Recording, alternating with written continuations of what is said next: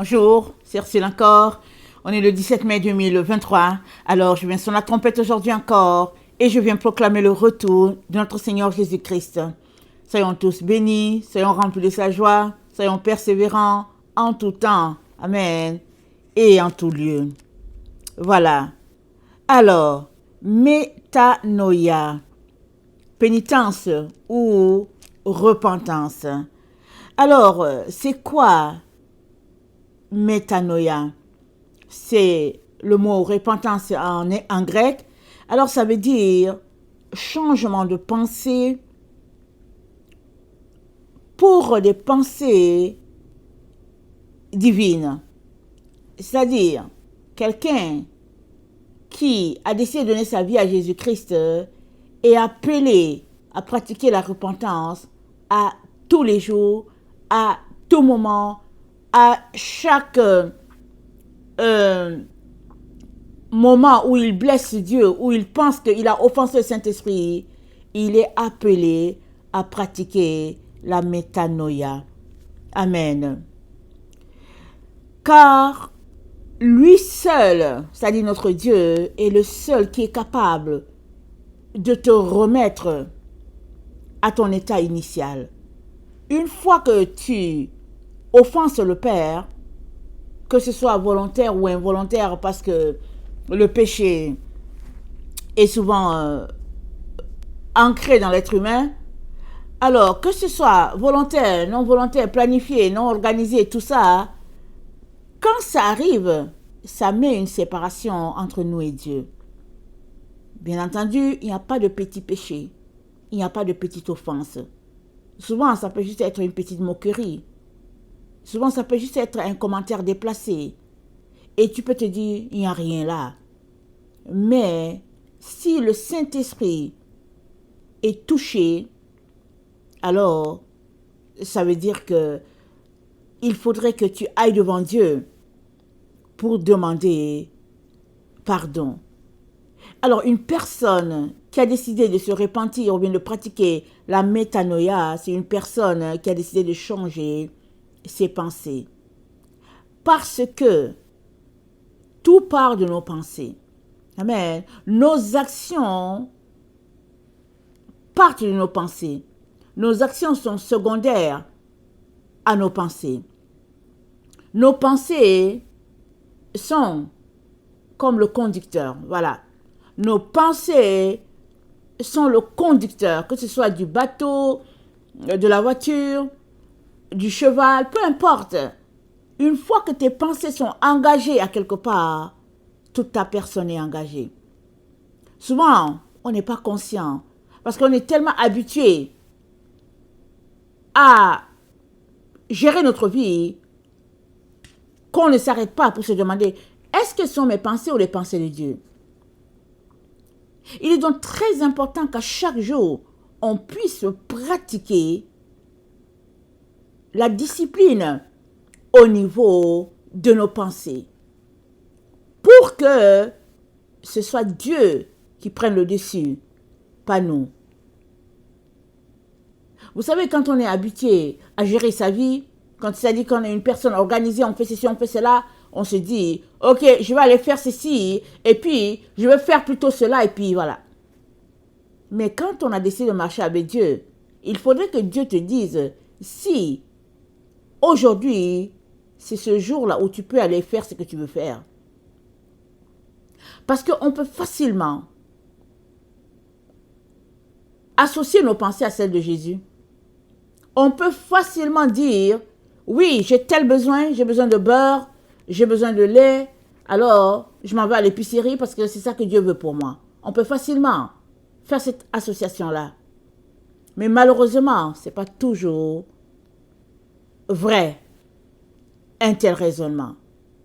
Oui, tu as un besoin, mais as-tu demandé à Dieu pour savoir si c'est le bon moment pour toi d'aller? Peut-être qu'il va te dire, ne va pas à l'épicerie, va juste au dépanneur à côté. Ou bien il va te dire, écoute, laisse passer le lait, les œufs que tu vas aller chercher aujourd'hui, on va le faire une autre fois. parce qu'il veut t'éviter quelque chose, ou bien parce qu'il veut te dire quelque chose. Alors, une personne qui marche proche avec Dieu peut sentir que je viens d'offenser le Seigneur. Mais une personne qui est habituée à organiser sa vie peut ne pas avoir une offense dans ça. Peut juste dire, c'est normal. C'est le quotidien.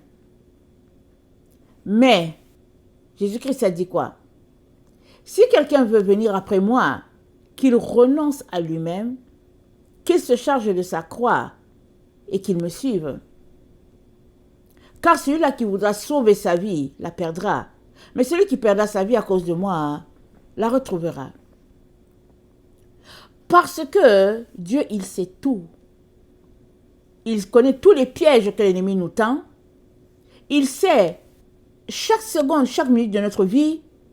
Il est donc très important qu'on dépende totalement de lui. En toute chose. Dans Jérémie 7, Dieu parle à ses enfants et voilà ce qu'il leur dit. Il mentionne, il pointe quelque chose de très important dans le comportement d'Israël. Jérémie 7, le verset 17.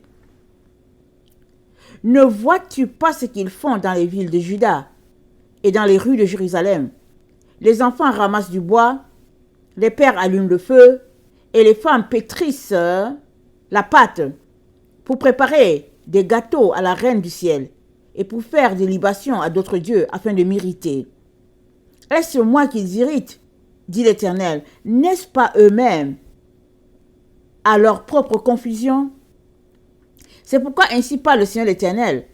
Voici ma colère et ma fureur se répandent sur ce lieu, sur les hommes et sur les bêtes, sur les arbres des champs et sur les fruits de la terre. Elle brûlera et ne s'éteindra pas.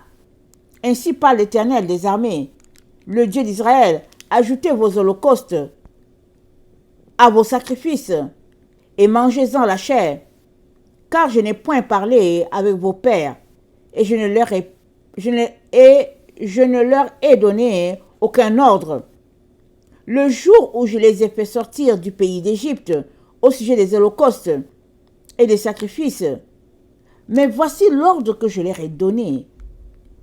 Écoutez ma voix, je serai votre Dieu, et vous serez mon peuple, marchez dans toutes mes voies, que je vous prescris, afin que vous soyez heureux. Donc je répète, voici l'ordre que je leur ai donné. Écoutez ma voix, je serai votre Dieu, vous serez mon peuple, marchez dans toutes les voies que je vous ai prescrites, afin que vous soyez heureux. Ce langage de Dieu, c'est la même chose qu'il nous dit aujourd'hui. Il ne veut que notre bonheur. Il ne veut que notre prospérité à tous les niveaux, corps, âme et esprit. C'est tout ce qu'il veut pour nous. Mais si nous sommes de ceux-là qui choisissons de marcher selon nos pensées à nous, et quand ça ne va pas, on vient à Dieu, il y a un problème. On aura de la difficulté à s'aligner parfaitement à ce qu'il attend de nous. Et au verset 24, il dit, ils n'ont point écouté, ils n'ont point prêté l'oreille. Ils ont suivi les conseils, les penchants de leur mauvais cœur, et ils ont été en arrière et non en avant. Ils ont fait quoi? Ils ont suivi les conseils et les penchants de leur mauvais cœur. Vous savez, notre cœur est rempli de déception. On ne connaît pas notre cœur. On ne connaît même pas, souvent, nos propres intentions. Qu'est-ce qui fait que tu te lèves le matin et au lieu d'aller en direction de Dieu, tu décides plutôt que tu vas aller, exemple, faire du lèche-vitrine, exemple, ou bien marcher dans le parc. Mais qu'est-ce qui fait? Est-ce que c'est parce que tu sens le besoin d'aller marcher dans le parc que c'est le timing? Ou bien, as-tu demandé à Dieu, as-tu pris le temps à l'aurore, à l'aube, as-tu pris le temps avec Dieu pour qu'il organise ta journée?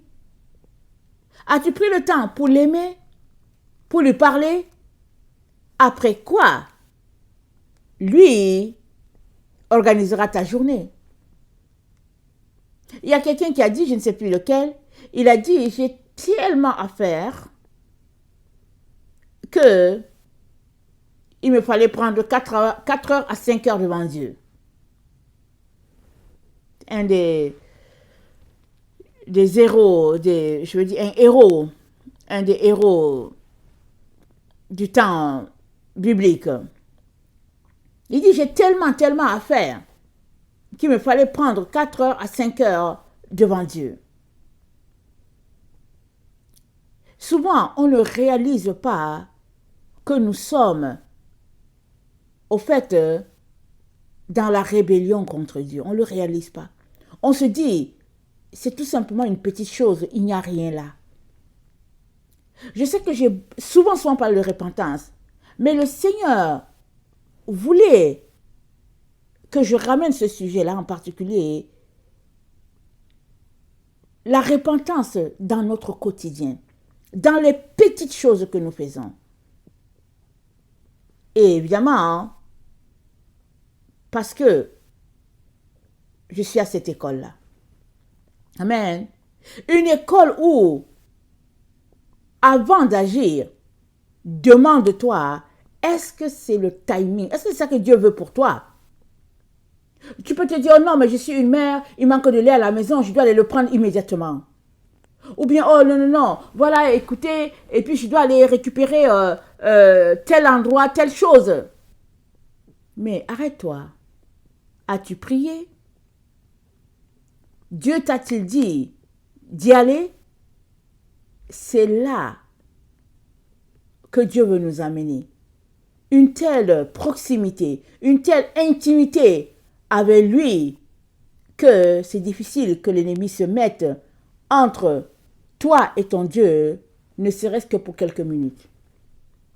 Dieu, il aspire, il soupire à cette intimité-là avec nous parce qu'il veut nous amener plus loin.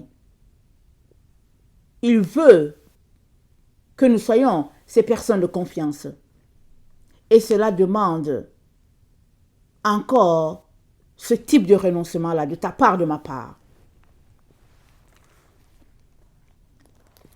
Au verset 25, je suis dans Jérémie 7, le Seigneur dit, « Depuis le jour où vos pères sont sortis du pays d'Égypte, jusqu'à ce jour, je vous ai envoyé tous mes serviteurs, les prophètes. Je les ai envoyés chaque jour, dès le matin, mais ils ne m'ont point écouté. Ils n'ont point prêté l'oreille. Ils ont raidi leur cou. Ils ont fait le mal plus que leur père. Si tu leur dis toutes ces choses, ils ne t'écouteront pas. Si tu cries vers eux, ils ne te répondront pas. Alors dis-leur, c'est ici la nation qui n'écoute pas la voix de l'Éternel son Dieu et qui ne veut pas recevoir instruction. La vérité a disparu, elle s'est retirée de leur bouche. » Est-ce que ça vous rappelle quelque chose? C'est notre temps. La vérité a disparu. Elle s'est retirée de la bouche du peuple. Pourvu que la situation fasse ton affaire, alors il n'y a pas de problème. Tu te retrouves à camoufler, à cacher les choses par-ci, par-là. Mais Dieu, il voit tout. Il voit tout. Et la crainte de Dieu nous amène à honorer Dieu dans les plus petits détails de nos vies. C'est très important. Parce que non seulement les esprits séducteurs sont partout, les activités démoniaques sont, en tout cas, ça pullule, mais pour ceux-là, pour qui Dieu est une bannière, ils sont protégés. Si Dieu est ta bannière, tu es protégé.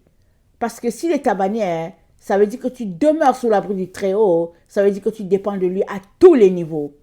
Et c'est ça, c'est ce type de relation que ton Père l'Éternel veut avoir avec toi, ou bien qu'il aimerait que tu aies avec lui. Parce que lui, il voit tout, il sait tout.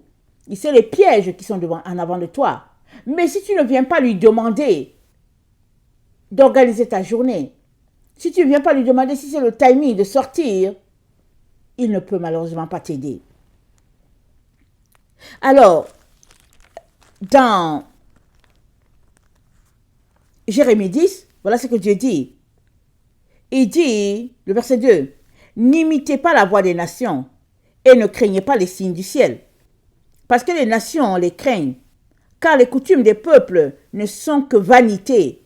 On coupe le bois dans la forêt, la main de l'ouvrier le travaille avec la hache, on l'embellit avec de l'argent et de l'or, on le fixe avec les clous et des marteaux pour qu'il ne branle pas. Ces dieux sont comme une colonne massive et ils ne parlent point. On les porte parce qu'ils ne peuvent marcher. Ne les craignez pas, car ils ne sauraient faire aucun mal. Ils sont incapables de faire du bien.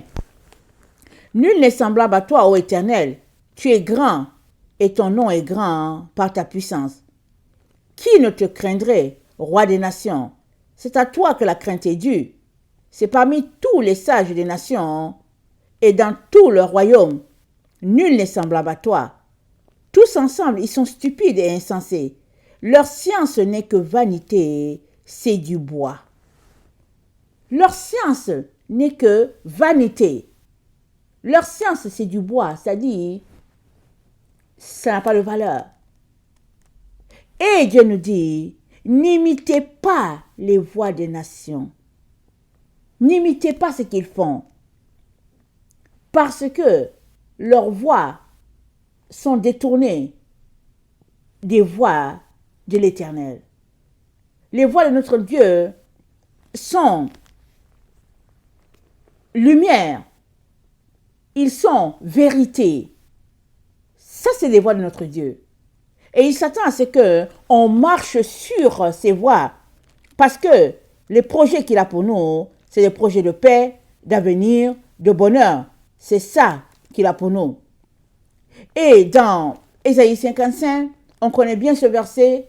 Le verset 8, il dit, « Car mes pensées ne sont pas vos pensées, mes voix ne sont pas vos voix.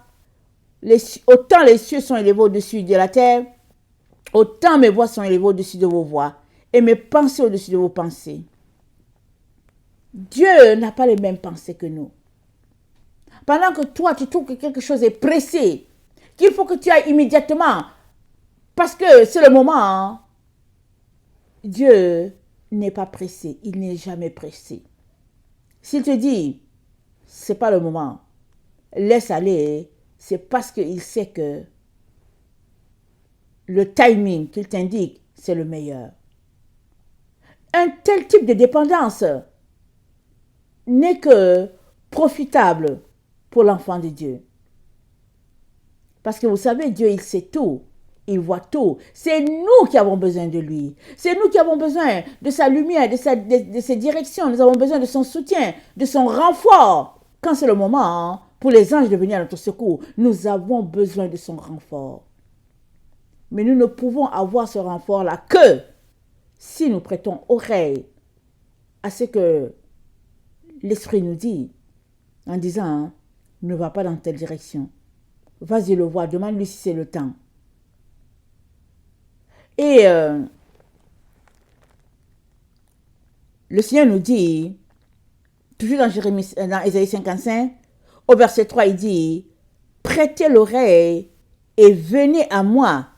Écoutez et votre âme vivra.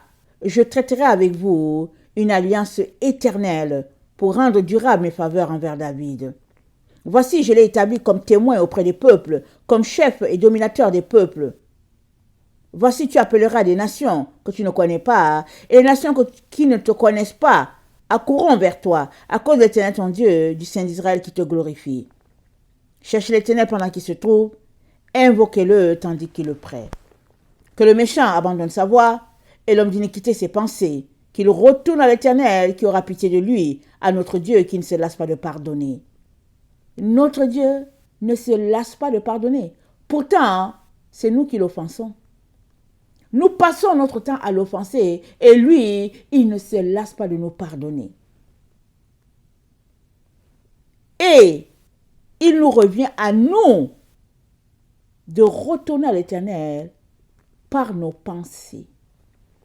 Vous savez que les pensées suivent un chemin.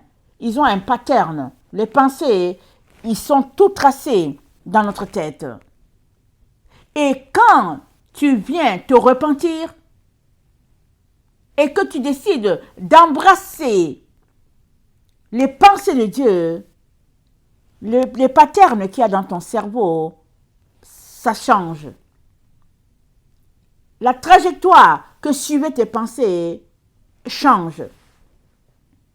Et si Dieu te montrait une photo des différents chemins ou des différents sillons dans ton cerveau, tu verras que à partir du moment où tu t'es repenti, la direction a changé. Parce que la trajectoire de Dieu, elle n'est pas notre trajectoire, encore moins la trajectoire où l'ennemi nous conduit. Nous ne pouvons pas en même temps dire que nous marchons selon Dieu et en même temps marcher selon notre volonté ou bien selon nos émotions. Nous ne pouvons pas. C'est l'un ou c'est l'autre dont nous sommes appelés à choisir et à laisser Dieu être pleinement Dieu dans notre vie. C'est à ça que Dieu nous appelle à tous les jours, à tout moment. Alors, dans Jérémie 10, le verset 14, c'est dit, « Tout homme devient stupide par la science de notre Dieu. Tout orfèvre est honteux de son image taillée. Car ces idoles ne sont que mensonges, il n'y a point en elles de vie. Elles sont une chose du néant, une œuvre de tromperie. Elles périront quand viendra le châtiment. Celui qui est la part de Jacob n'est pas comme elle, car celui qui a tout formé, et Israël est la tribu de son héritage, l'Éternel des armées est son nom. » Verset 13. À savoir les eaux mugissent dans les cieux, il fait monter les nuages des extrémités de la terre, il produit les éclairs et la pluie, il tire le vent de ses trésors. Voilà ce Dieu-là. Maintenant, comment est-il dans ton esprit? Est-il un grand Dieu qui fait des choses extraordinaires? Ou bien est-il un petit Dieu? La place que tu vas accorder à ce Dieu-là va dépendre de comment tu le vois. Dieu est-il grand? Le Dieu de l'impossible? Ou bien est-il tout petit? Comme des cartes avec lesquelles tu joues? Es-tu ce Dieu-là avec lequel tu joues sur les jeux sur l'ordinateur et puis tu penses que ton jeu est supérieur à ces dieux? Mais quel est le Dieu que tu as dans tes pensées? Parce que le Dieu qu'il y a dans tes pensées, c'est lui qui dirigera ta vie. Alors, plus il est grand, plus tu le craindras et tu lui rendras honneur. Parce que tu serviras celui que tu crains. Tu serviras le Dieu que tu crains. Comment est-il ton Dieu? S'il est petit, c'est lui qui va te servir. Tu vas devenir son Dieu à lui. Mais s'il est grand, alors tu viendras devant lui, les genoux au sol, parce que tu as besoin de lui. Parce que tu as besoin qu'il dirige ta vie, qu'il organise ta vie. Voilà pourquoi la Bible nous dit, la crainte de l'Éternel, c'est le commencement de la sagesse. Tant que tu ne crains pas ce Dieu, tu ne peux pas lui rendre l'honneur qui lui est dû, tu ne peux pas le servir. Et si tu le crains, tu ne feras que devenir sage et tu le laisseras davantage diriger ta vie.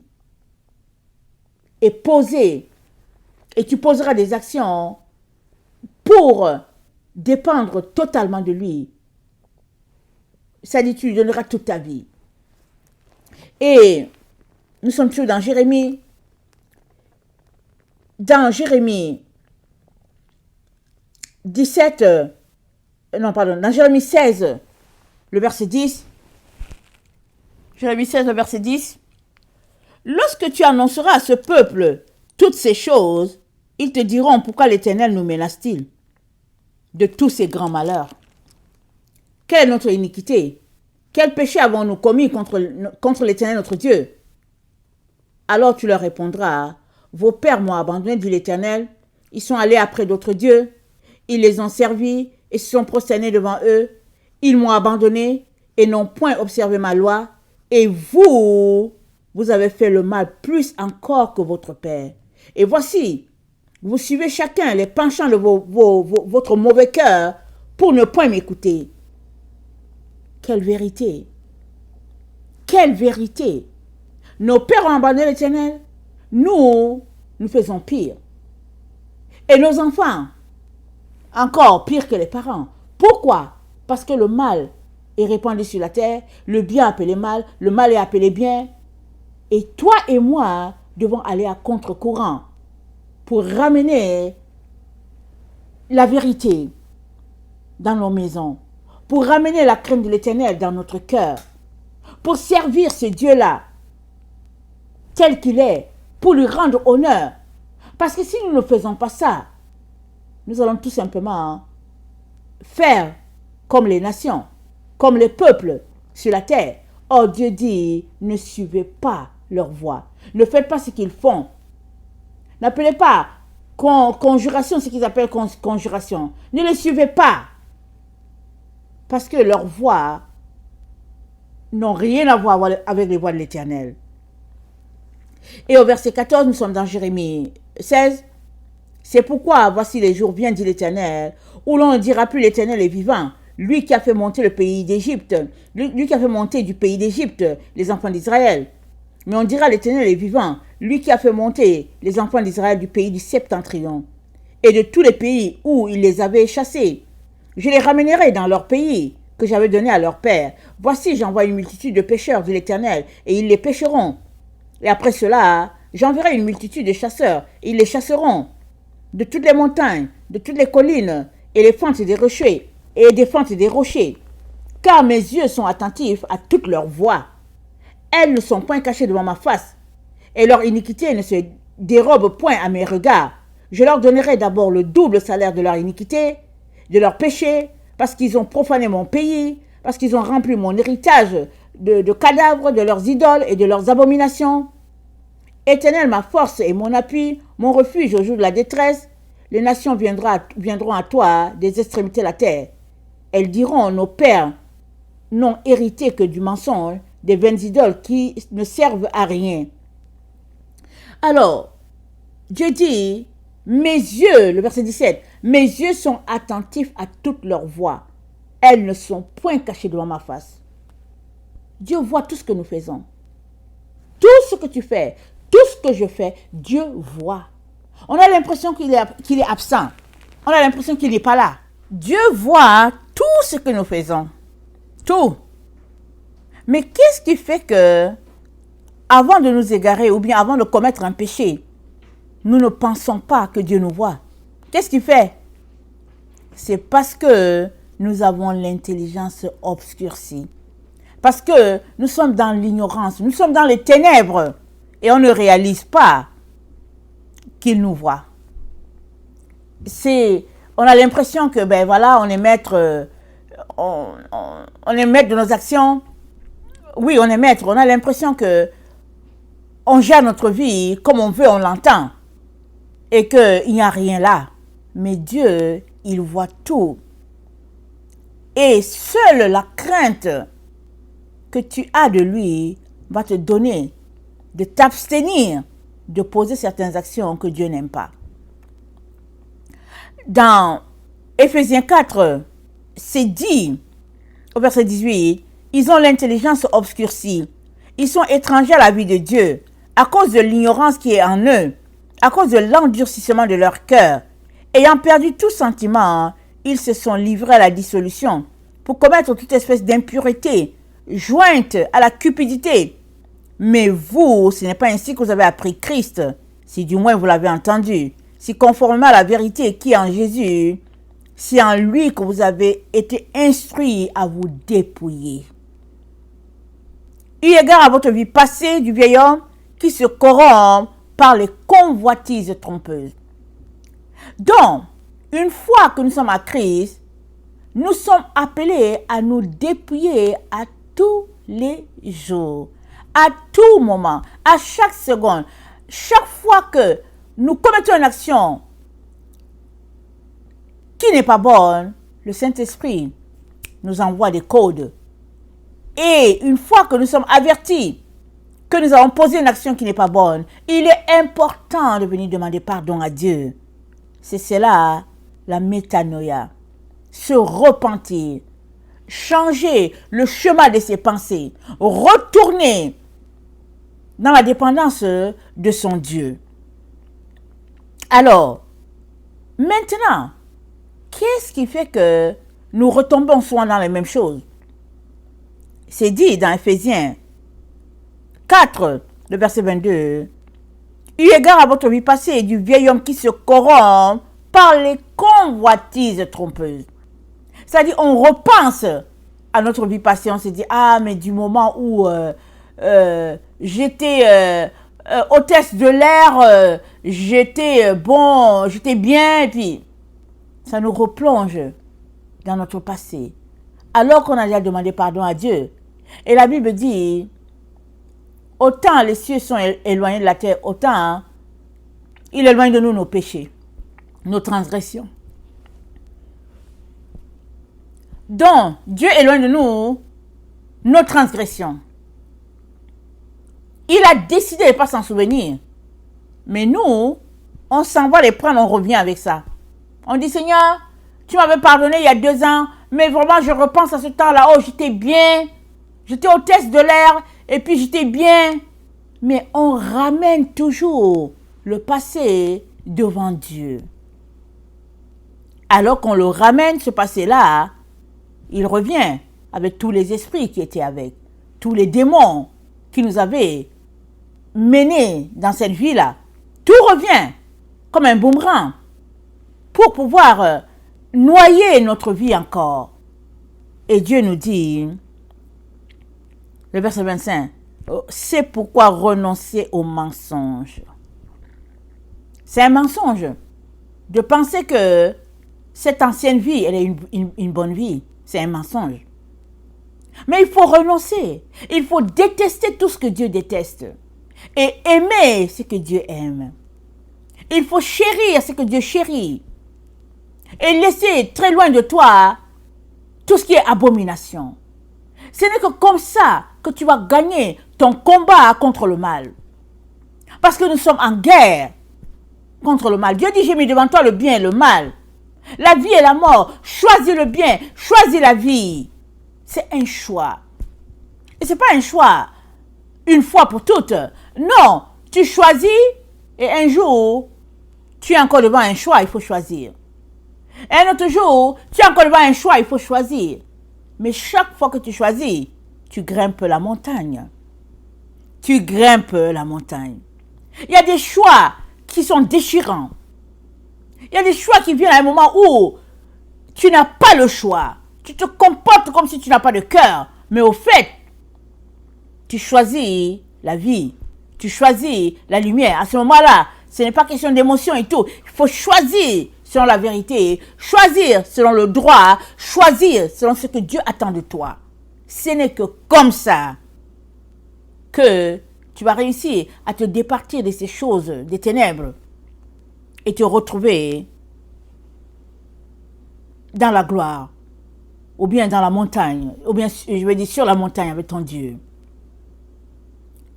Alors, ayant perdu tout sentiment, ils se sont livrés à la dissolution pour commettre toute espèce d'impureté jointe à la cupidité. Sommes-nous dans un temps de cupidité? C'est incroyable. C'est incroyable notre génération dans laquelle nous sommes. Avec l'amour de l'argent. La cupidité, c'est l'amour de l'argent. Tout est course à l'argent, course à l'or. Tu t'arrêtes, tu te dis, mais qu'est-ce qui se passe? Et Paul a écrit au 1er siècle. Imaginez, entre le temps où Paul a écrit et maintenant, 21 siècles s'est passé, entre les deux. Regardez comment l'être humain est devenu vorace par rapport aux biens matériels. Or, si tu veux être proche de Dieu, tu es appelé à tourner le dos aux biens matériels. Tu ne peux pas avoir les deux, même si Laodicée fait la promotion des deux voies. Laodicée, c'est l'église qui fonctionne selon le juste milieu. Les voies du monde et Jésus aussi. Et Laodicée est bien dedans. Et Jésus-Christ a dit à Laodicée, je te vomirai à coup sûr. À coup sûr, Laodicée, je te vomirai parce que tu es tiède. Toute personne qui choisit la voie du monde et puis Dieu, c'est une personne remplie de tiédeur. Parce que les ténèbres et la lumière, ça donne toujours du gris. Ça donne toujours de la tiédeur. Et c'est la voie que l'ennemi a montrée dans le jardin d'Éden.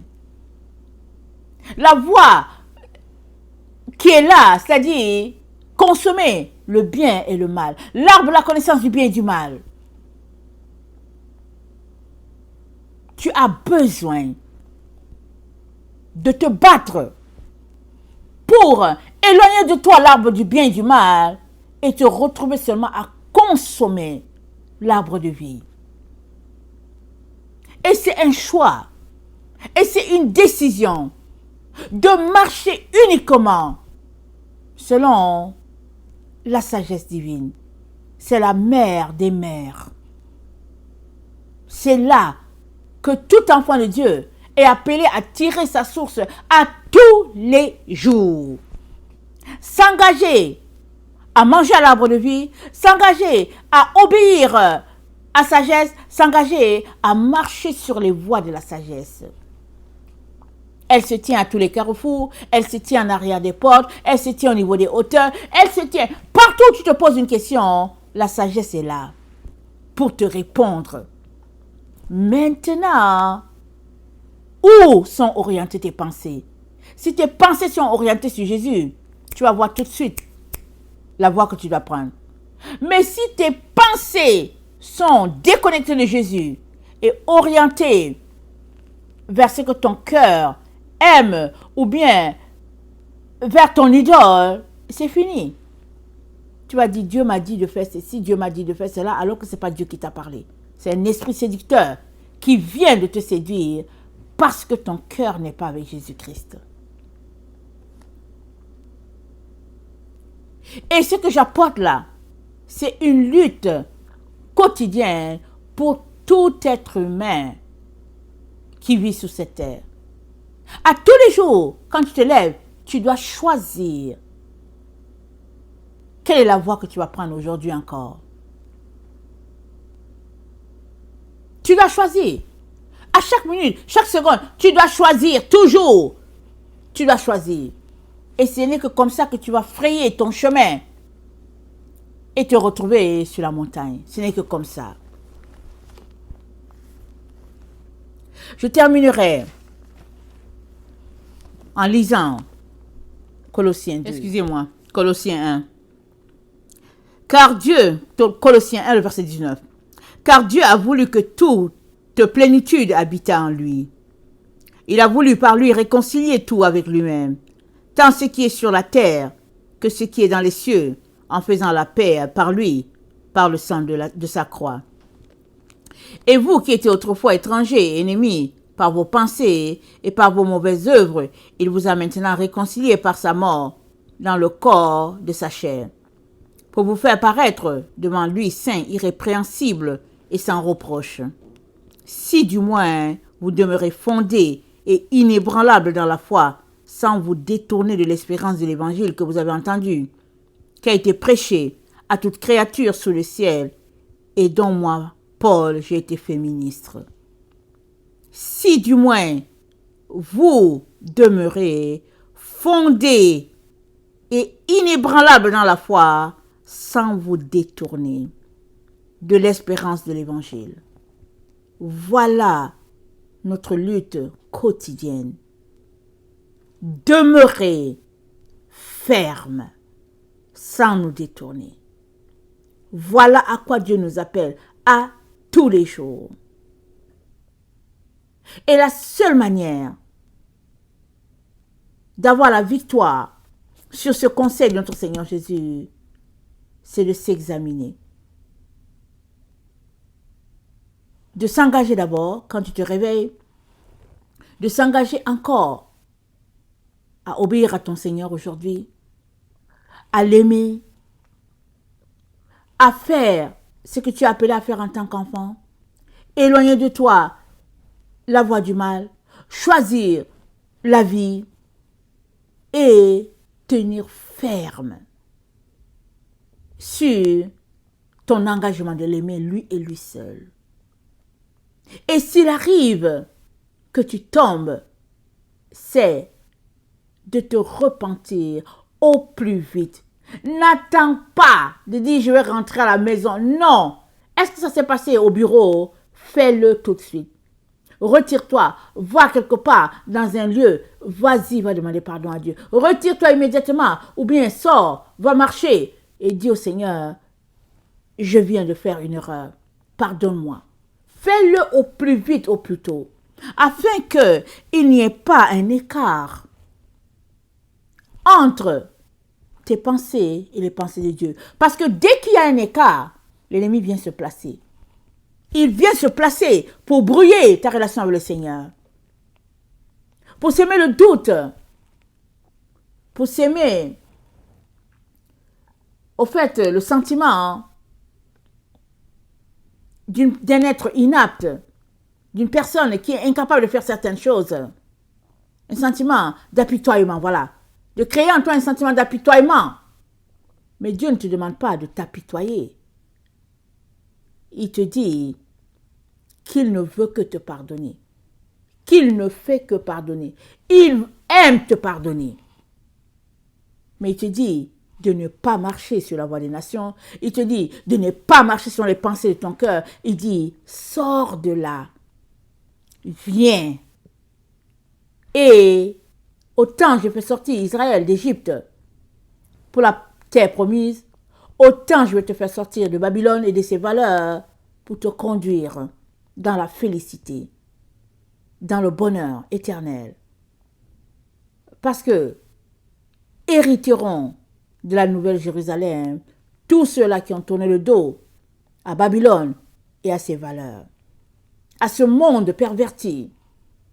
Tous ceux-là qui ont choisi d'embrasser les pensées de Christ et de se détourner des pensées de ce monde, tous ceux-là, Dieu leur réserve une éternité extraordinaire. Pourvu